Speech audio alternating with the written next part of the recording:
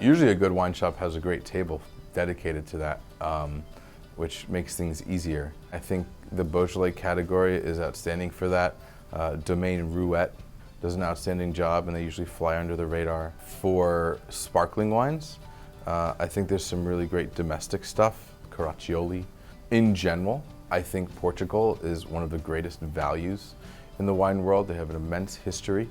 There's a producer called Beira, and they make a variety of different white wines that are crisp and minerally and textured and really unique from grapes that are indigenous to the country. And the wines are super affordable. If you like Spanish wines that have a little bit more of a grittier texture, maybe not tons of fruit though, there's a producer in Rías Baixas of Galicia, Spain, in the northwestern corner called Pedrolonga.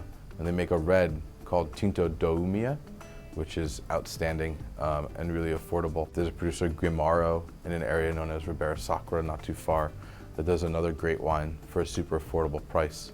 In the Rhone Valley, I think kind of more, maybe less serious, but really delicious Syrah is pretty abundant. There's a producer named René Rostaing, and he makes a kind of declassified Côte Rôtie called Les Lizards.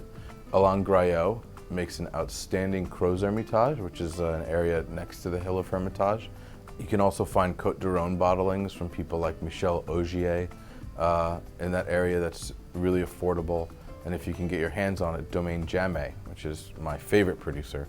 In Italy, back to Nebbiolo, for things like Barolo, it comes from a larger area called the Langhe, and they can also just make straight Langhe Nebbiolos, like Vietti, Bruno Giacosa even, and then you can go further north into a place called Lessona, still in Piedmont, and Proprietà Sperino and Tenuta Sella are two of my absolute favorites.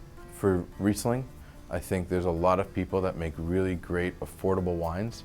Peter Lauer in the Saar of Germany, close to the Mosel River, makes some pretty great entry-level Rieslings. And then in the Loire Valley, I think Chenin Blanc is really one of the greatest values that you can find. There's a plethora of just awesome, easygoing wines from either a larger area called Anjou, producers like Thibaut Bourguignon, or things from Vouvray. Domaine Huet is definitely my favorite, and that should hit right around the $25, maybe $30 in a wine shop. And I don't think there's really a better wine out there for that money.